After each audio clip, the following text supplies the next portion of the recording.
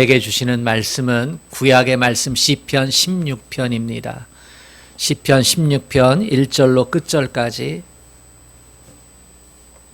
구약 성경 812쪽입니다.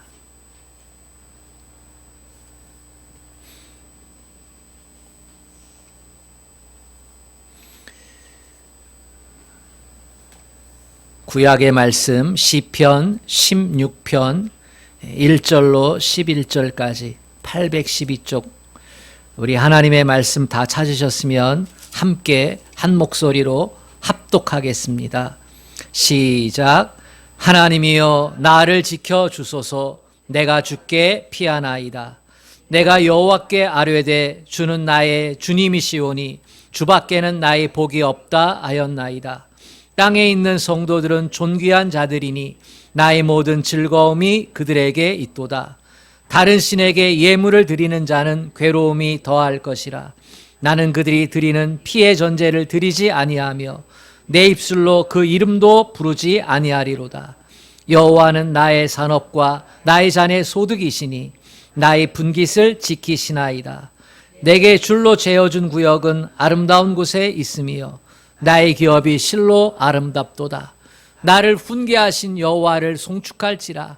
밤마다 내 양심이 나를 교훈하도다. 내가 여호와를 항상 내 앞에 모심이여 그가 나의 오른쪽에 계심으로 내가 흔들리지 아니하리로다. 이러므로 나의 마음이 기쁘고 나의 영도 즐거워하며 내 육체도 안전히 살리니 이는 주께서 내 영혼을 수월에 버리지 아니하시며 주의 거룩한 자를 멸망시키지 않으실 것임이니이다.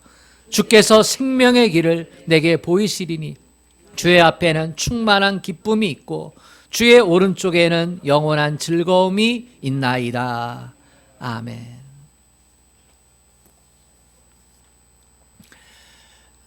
어떤 사람이 정신과 의사를 찾아와서 이렇게 말했습니다. 선생님, 저는 지금 너무나 외롭고요, 너무나 절망스러운 상태입니다. 내 삶이 이렇게 비참할 수 있습니까? 선생님, 나를 도와주세요. 이 의사가 이 사람에게 이렇게 말했습니다. 저기 서커스단에 가면 내가 알고 있는 유명한 광대가 있어. 그는 아무리 절망에 처해 있는 사람에게도 커다란 웃음을 주는 사람이라고. 그 서커스 한번 가서 구경해 보시오. 이 사람이 말했습니다. 제가 바로 그 광대입니다. 사람은 겉모습과 속모습을 서로 다른 모습으로 살아갈 때가 많습니다. 기쁜 것 같은데 그 안에는 울음이 많이 있습니다. 가장 행복한 모습을 가지고 있을 줄 알았는데 가장 외롭고 비참한 상태로 삶을 살아가는 사람들도 의외로 많이 있습니다. 온 세상이 어떠한 모습으로 살아가고 있습니까? 안전하고 행복한 것을 추구하면서 살아갑니다. 안전만 하다면 뭐든지 다 할 것 같고, 행복하기만 하다면 모든 것을 다 할 정도로 그렇게 안전이라는 말, 행복이라는 말에 미쳐서 살아가는 것처럼 보여지고 있습니다. 많은 사람들이 행복하기 위해서, 기쁨을 얻기 위해서 온갖 몸부림을 친다는 사실입니다. 하지만 정말 행복하게 하루를 온전히 살아가는 사람이 있습니까? 아니, 한 시간만이라도 기뻐하면서 살아가고 있는 사람이 있습니까? 오히려 불안해하고 두려워하면서 살아가고 있지는 않습니까? 예수 믿는 사람은 어떻습니까? 여러분과 저는 정말로 기뻐하면서 행복하게 하루하루를 살아가고 있습니까? 종교개혁자였던 마틴 루터도 우울증에 사로잡혀 살아간 세월이 많이 있습니다. 어렸을 때 경험으로 인해서 자존감이 땅에 확 떨어졌거든요. 그래서 성경을 많이 알았지만, 하나님을 믿는 믿음 안에 있었지만 늘 우울했습니다. 그래서 나는 많이 우울하다라고 글을 많이 썼거든요. 그러면서 루터가 우울증에서 벗어나는 방법 6가지 방법을 제시하기도 했습니다. 어떻게 우울증에 벗어날 수 있는가? 첫 번째, 홀로 있지 말라. 우울증에 빠진 사람은 사람을 기피하는 경향이 아주 많습니다. 그래서 혼자 있지 말라는 것은 강제로라도 다른 사람과 어울리는 시간을 가지라는 겁니다. 두 번째 방법은 다른 사람에게 도움을 구하라는 것입니다. 마음이 고통이 있는 사람은 스스로 문제를 해결하기 힘들다는 것이지요. 그에게는 누군가 반드시 도움이 필요합니다. 그래서 할 수만 있으면 다른 사람에게 도움을 구하라, 이렇게 가르칩니다. 세 번째는 노래하고 음악을 즐기라는 겁니다. 음악은 우리 감성에 탁월한 치료의 역할을 합니다. 다 음악이라고 해서 치료하는 건 아니에요. 그것도 좋은 음악 들어야 합니다. 좋은 가사, 아름다운 선율이 있는 음악을 들으세요. 시끄럽고 혼란스럽고 간다 간다 이런 노래 하지 말고, 예, 평안하게 하고, 예, 나로 하여금 기분 좋게 만드는 음악을 찾아서 일부러라도 들으라는 거예요.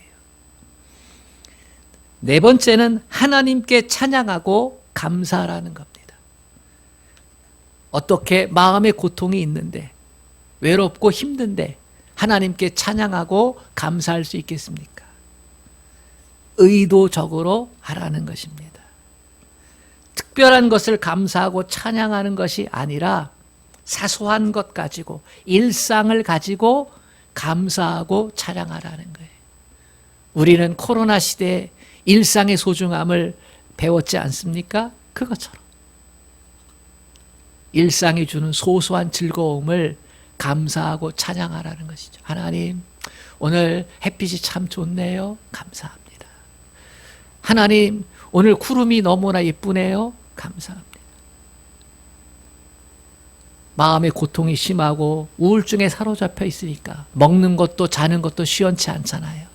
그럴 때 하나님, 요만큼도 먹게 하시니 감사합니다. 하나님, 1시간이라도 푹 자게 하심을 감사합니다.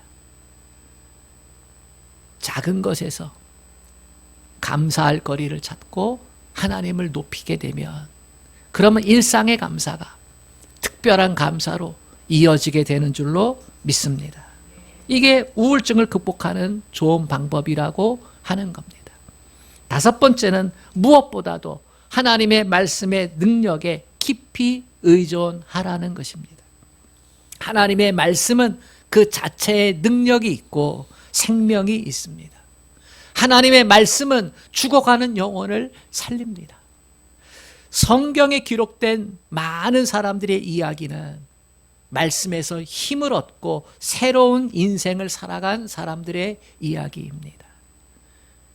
성경에서 행복한 조건을 갖고 있는 사람들에 대한 이야기가 있습니까? 아닙니다. 능력 있는 사람들의 이야기입니까? 아닙니다.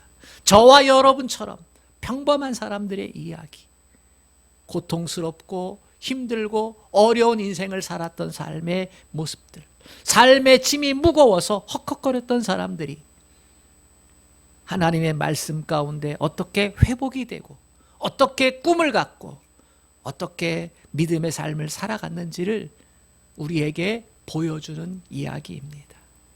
그래서 하나님의 말씀을 가까이 하면 우리의 영혼이, 우리의 심령이 살아나고 우리의 영혼이 회복되어지는 줄로 믿습니다. 마음의 고통이 있을 때마다, 우울할 때마다 하나님 말씀을 묵상하십시오. 때로는 큰 소리로 성경을 읽는 것이 좋습니다. 상한 심령이 치유되어질 줄로 믿습니다. 여섯 번째는 성령의 임재하심 가운데 휴식을 취하라는 겁니다. 그냥 휴식을 취하라는 것이 아니라 성령의 임재함 가운데 휴식을 취하라. 우리에게는 하나님을 향한 최소한의 믿음이 있습니다. 최소한의 믿음이 무엇을 의미하는 것일까? 제가 생각하는 최소한의 믿음은요, 하나님께서 나를 사랑하신다는 것. 아멘. 그 하나님께서 나와 함께 하신다는 것. 저는 이게 최소한의 믿음이라고 생각을 해요. 하나님께서 여러분을 사랑하십니다. 그 하나님께서 여러분과 함께 하십니다. 이 믿음을 가지고 그리고 쉬는 시간을 가지라는 겁니다. 부활하신 주님이 제자들 곁을 떠난다 이렇게 말씀하실 때, 승천하실 때 제자들은 불안해하고 무서웠습니다. 그때 주님께서 제자들에게 약속하셨죠. 보혜사 성령을 보내주셔서 너희와 항상 함께 있게 하시겠다. 성령은 우리 안에 마음의 고통을 위로해주고 만져주고 회복시켜줍니다. 성령은 우리로 하여금 문제에 집중하게 하는 게 아니라 생명의 근원이신 하나님께 집중하게 하고 우리를 사랑해서 자기 목숨을 화목제물로 내어주신 예수님께 집중하게 만듭니다. 문제에 집중하니까 우울한 거예요. 고통에 집중하니까 우울한 거예요.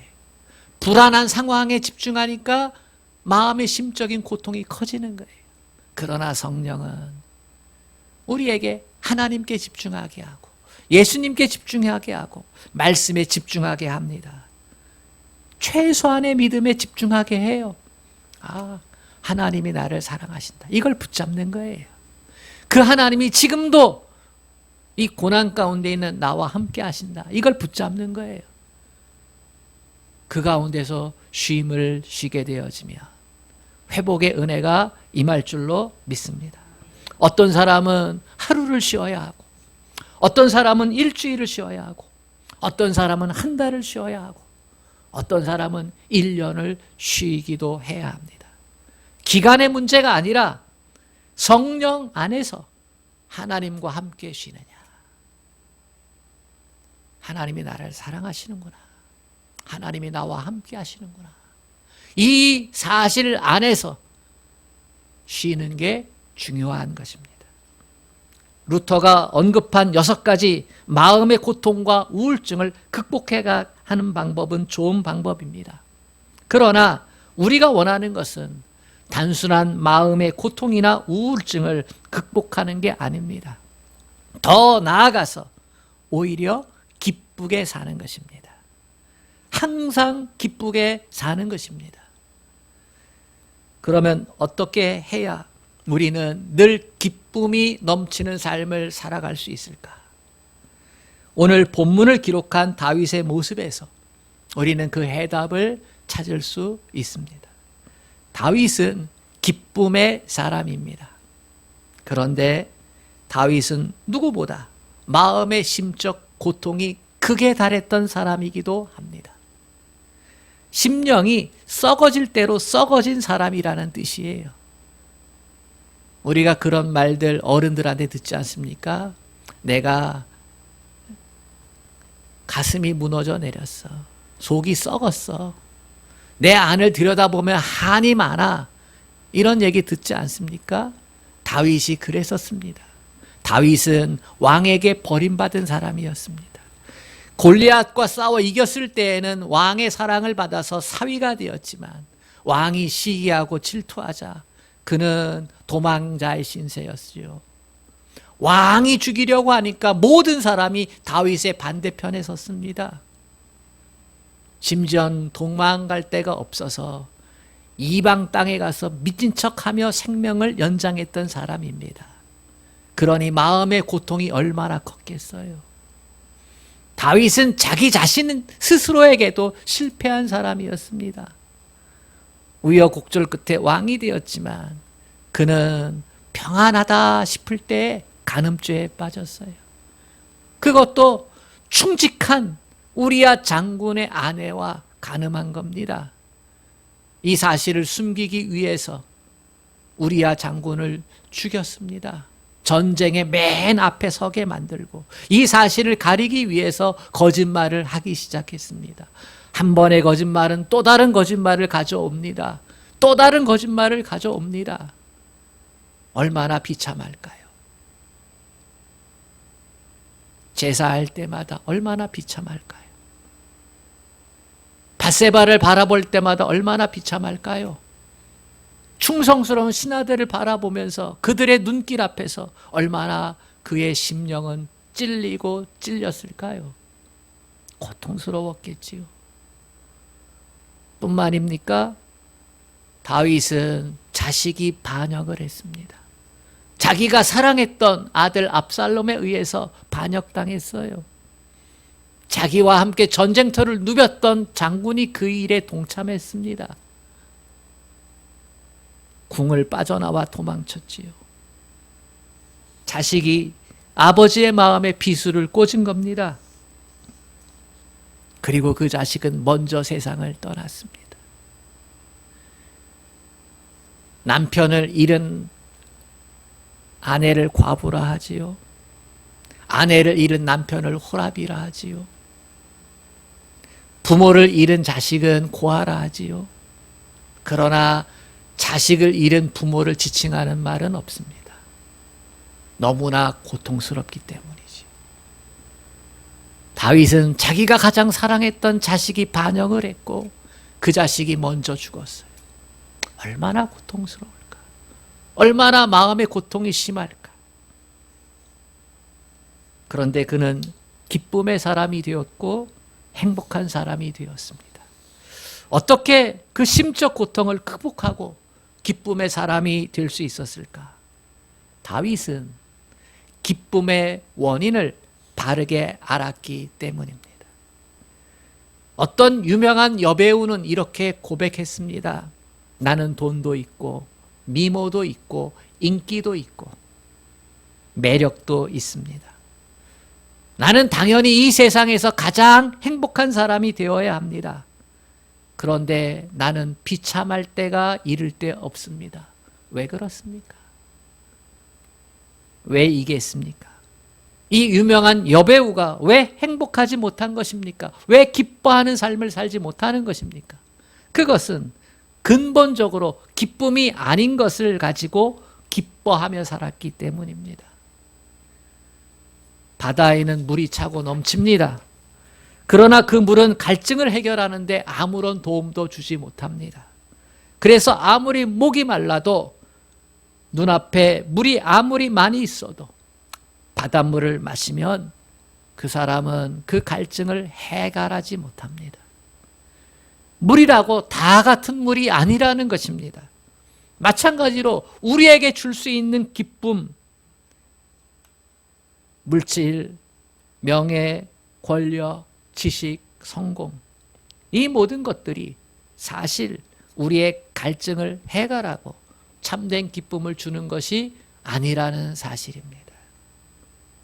물론 돈이 기쁨을 주기도 합니다. 자신의 매력적인 모습을 가지고 행복하다. 내가 가장 이쁘구나. 만족하기도 합니다. 명예가 권력이 우리를 행복하게 하기도 합니다. 그런데 문제는 그 모든 것들은 일시적이라는 것입니다. 일반적으로 세상이 주는 즐거움은 네 가지입니다. 먹는 즐거움, 일하는 즐거움, 노는 즐거움, 사람으로 인한 즐거움이 있다 했습니다. 그런데 어떻습니까? 먹는 것도 한계가 있습니다. 먹다 보면 그 먹는 것이 지겨울 때가 있습니다. 아무리 맛있는 것이라 해도 먹다 보면 실증이 나지요. 예전에 텔레비전에서 이런 CF가 있습니다.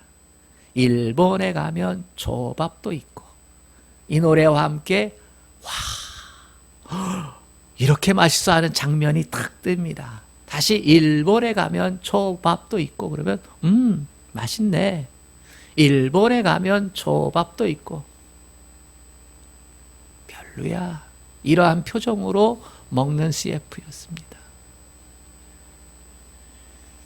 처음 먹을 때는 환상적인 맛의 표정이지요. 그러나 마지못해 먹는 표정으로 바뀝니다. 먹는 즐거움도 결코 오래가지 않습니다. 일은 어떻습니까?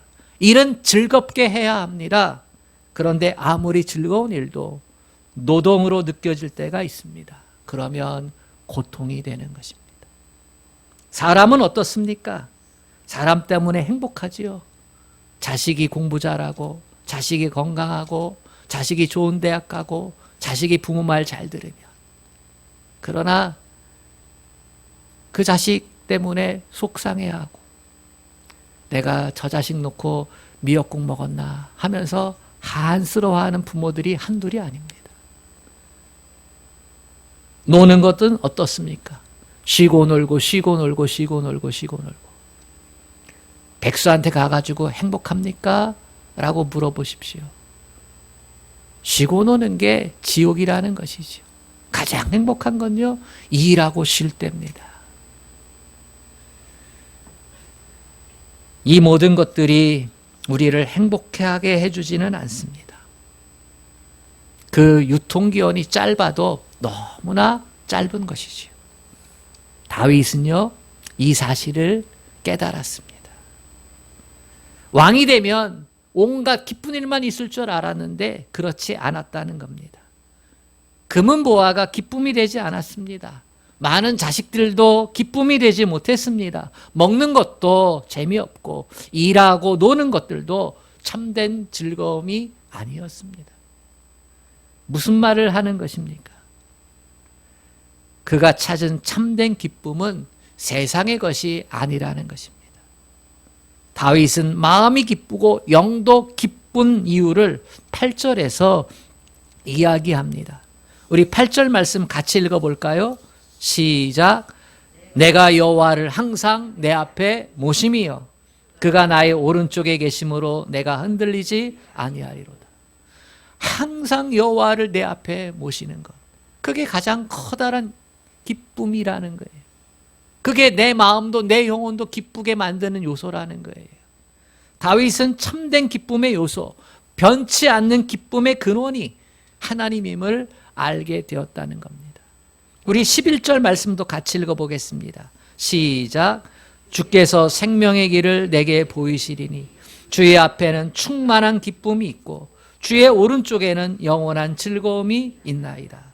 주의 앞에 충만한 기쁨이 있고 주의 오른쪽에 영원한 즐거움이 있다. 이 고백은 하나님이 주시는 기쁨은 유통기한이 없다는 것입니다. 부족함이 없다는 것입니다. 오히려 흘러 넘친다는 것입니다. 이러한 기쁨을 저와 여러분이 맛볼 수 있기를 축복합니다. 믿음의 길에 들어서서 이러한 기쁨이 있다는 사실을 반드시 깨달아 알아야만 합니다.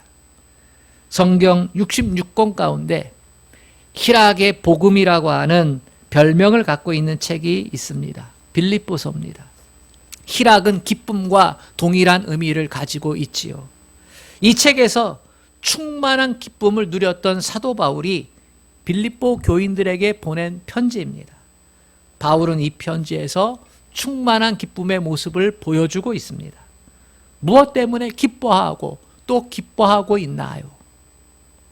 그가 예수 안에 있었기 때문입니다. 다윗이 기쁨의 근원을, 기쁨의 원인을 하나님께 둔 것처럼 사도 바울도 삶을 살아가면서 예수 안에 있는 것이 최고의 기쁨이구나 라고 하는 것을 깨달은 겁니다. 여러분 놀라지 마세요. 바울이 이 진리를 어디서 깨달은지 아십니까? 감옥에 있을 때입니다. 롬의 감옥에 갇혔을 때. 육신적으로, 신체적으로 삶의 여건 가운데 가장 비참한 상태에 있을 때, 그때 그는 예수 안에서 기쁨의 비결을 깨닫게 되어집니다. 오늘날과 같은 감옥의 모습이 아닙니다. 더 비참한 상태의 감옥입니다. 그는 그곳에서 예수 안에 있음으로 인해서 기뻐할 수 있고 행복한 사람이 되었다, 이렇게 고백하죠. 여러분, 이것이 믿음이 주는 신비입니다. 믿음이 주는 신비예요. 건강을 잃었을 때 예수 안에 있는 기쁨을 맛보게 됩니다. 사업에 실패했을 때 오히려 예수 안에 있는 기쁨을 맛보게 됩니다. 내 계획대로 안 됐을 때 오히려 예수 안에 있는 것이 무엇인지를 알게 되어져서 거기서 참된 기쁨을 알게 됩니다. 믿음으로 예수 안에서 기쁨이 충만했던 바울이 빌립보 성도들을 향해 외칩니다. 힘들고 어려운 삶의 여건입니다. 마음의 고통을 겪고 있는 성도들이었습니다.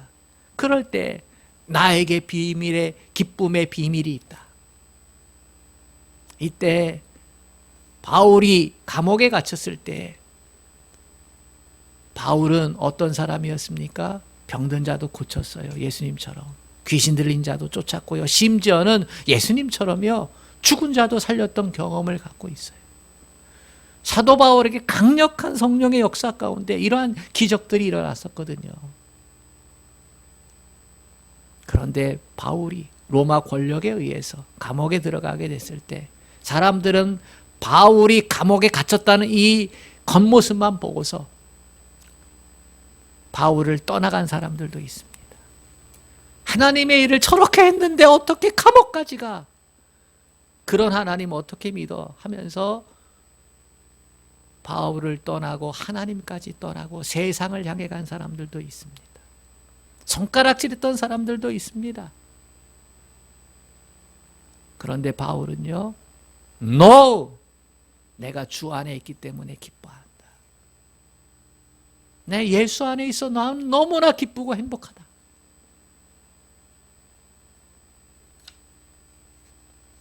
바울은 말합니다. 주 안에서 기뻐하라.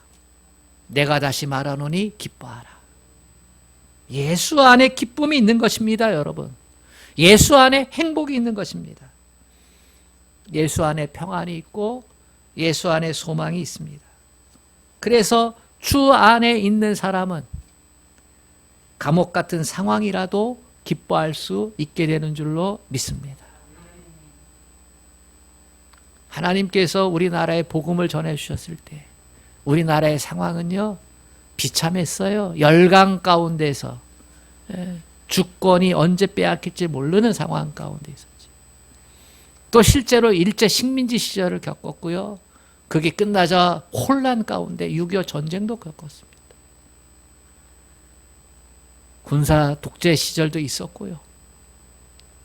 그런데 하나님을 믿었던 사람들이 다 불행했습니까? 그렇지 않습니다. 우리의 부모 세대들, 믿음의 선조들 기뻐하며 주어진 삶을 살았습니다. 마음 상한 상태로 우울증에 사로잡혀 삶을 포기하고 낙심하고 좌절 가운데 살지 않았습니다. 오히려 예수 안에 있어서 기뻐했고 그 동력으로 역전시키는 인생을 살아가게 된 줄로 믿습니다.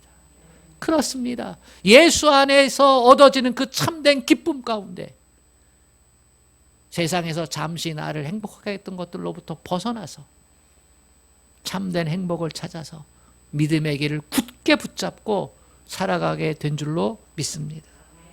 우리의 기쁨의 근본은 하나님이어야 합니다. 아멘. 이 비밀을 깨달을 수 있기를 축복합니다. 두 번째, 다윗은요, 자기 자신이 기쁨의 사람이 될 수 있었던 또 한 가지 이유를 이야기합니다. 그것은 만족함입니다. 충분히 기뻐할 수 있는 이유가 있음에도 불구하고 불평하는 사람을 볼 때가 있습니다. 10등 하던 학생이 5등 했으면 이거 기뻐해야 하는 거 아닙니까? 그런데 기뻐하지 않습니다. 월급 300만 원 받던 사람이 연말 보너스 300만 원 받았어요. 아, 그러면 기뻐해야 되지 않습니까? 그런데 기뻐하지 않습니다. 왜 그렇습니까? 만족하지 않기 때문입니다. 아, 내가 5등 하지 말고 3등 했으면. 언해피합니다. 아, 남들은 보너스 3000% 받는데 나는 겨우 100%야? 언해피합니다. 만족하지 않기 때문입니다. 충분히 기뻐할 수 있는데도 불구하고 불평하고 있습니까? 불행하고 있습니까? 만족이 없기 때문입니다. 5절, 6절 말씀을 우리 한번 같이 읽겠습니다. 시작. 여호와는 나의 산업과 나의 잔의 소득이시니 나의 분깃을 지키시나이다. 내게 줄로 재어준 구역은 아름다운 곳에 있으며 나의 기업이 실로 아름답도다.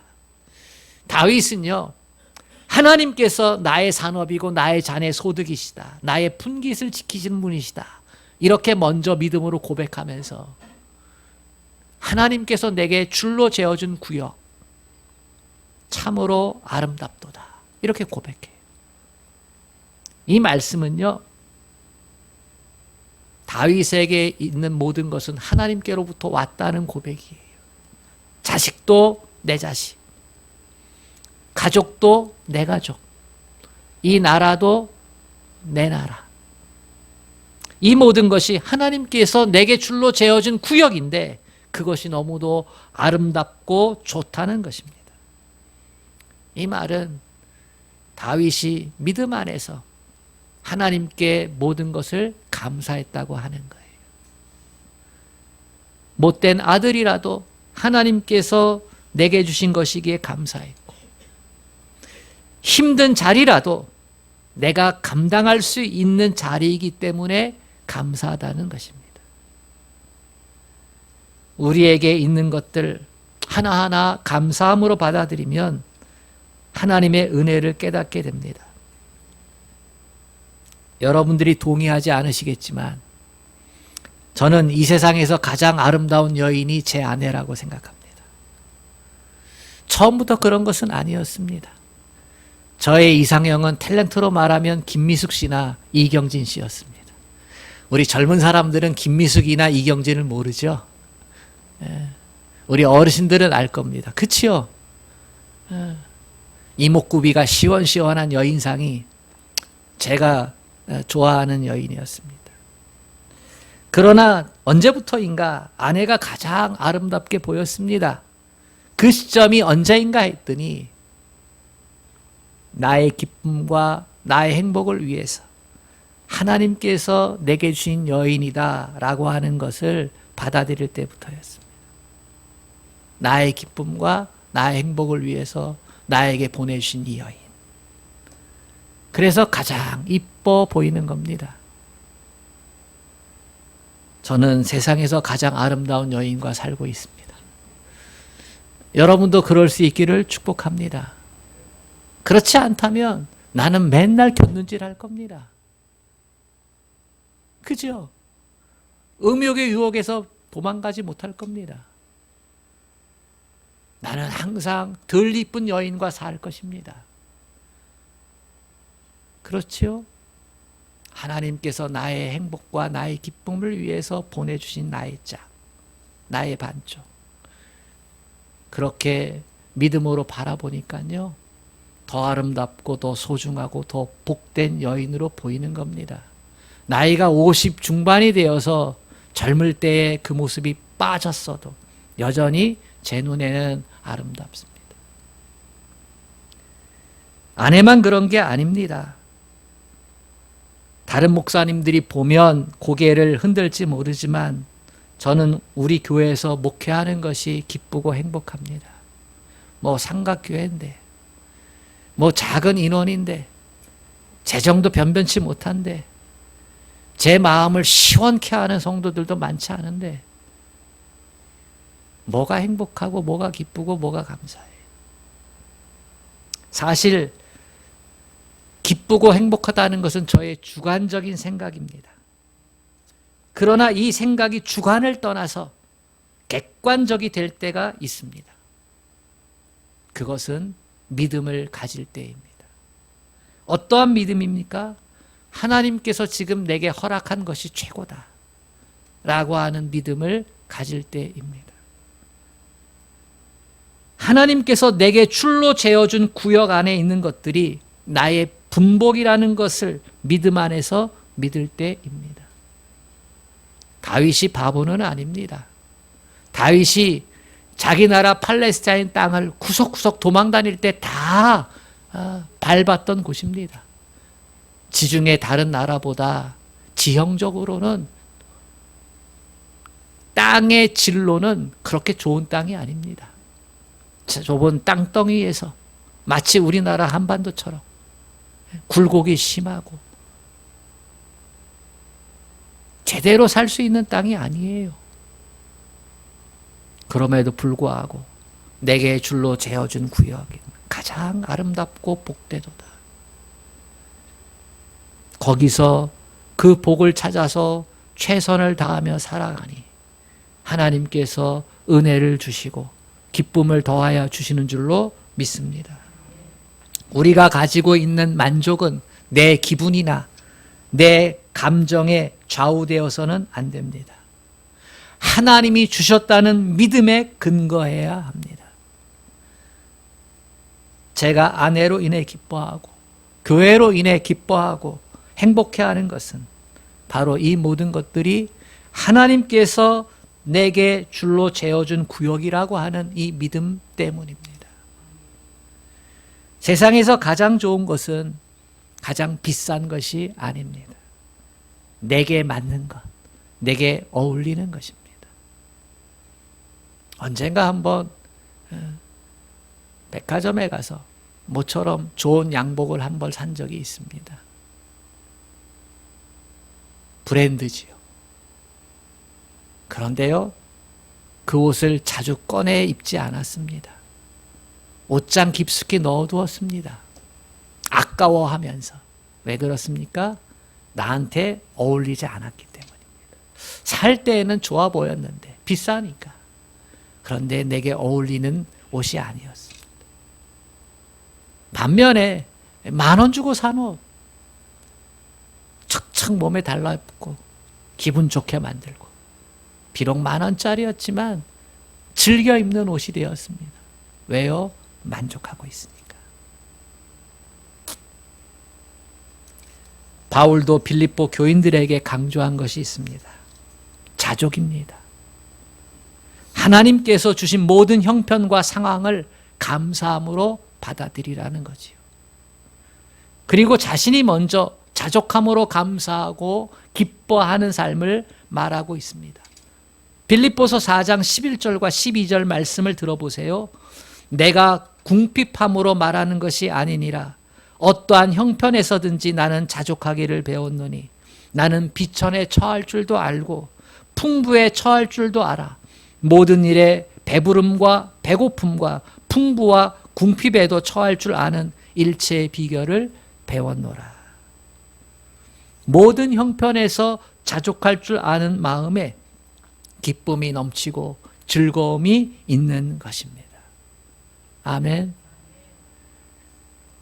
미국 코넬 대학교 심리학과 연구팀이 재미있는 연구를 했습니다. 올림픽에서 은메달을 딴 은메달리스트하고 동메달리스트 23명과 18명의 얼굴 표정을 따라서 점수를 매겼습니다. 올림픽 시상대에서 은메달리스트 23명, 동메달리스트 18명 시상 받을 때의 그 표정을 기뻐한다라고 하는 그 점수를 0점부터 10점까지 해가지고 매긴 거예요.